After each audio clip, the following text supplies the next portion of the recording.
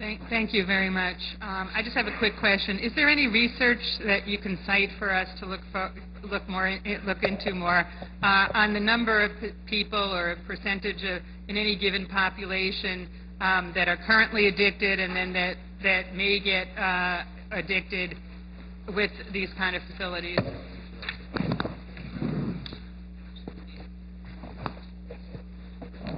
This data is still very much at its fledgling stage. I mean, there's some organizations like the National Center for Responsible Gaming, which is a bit of an oxymoron. They're funded by the gaming industry.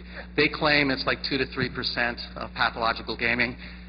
You talk to other investigators who are not associated with them, it's actually much higher. It's along the lines of what Natasha said in the context of about 20 to 30% of those who are actually gambling.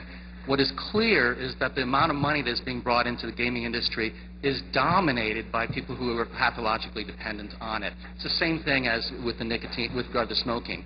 Most people who smoke are addicted.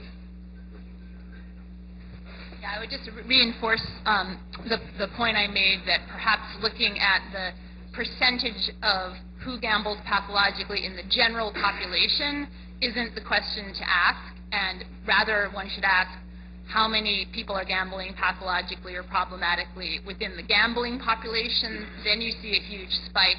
And then if you actually look at who's generating the revenue, as I said, there's some very well-established research showing that 60% of revenue in some jurisdictions is coming from people who qualify for problematic or pathological gambling. And those numbers tell quite a different story than the 1 to 2% figure we often hear.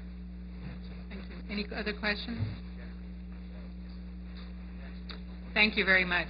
Thank you for coming today.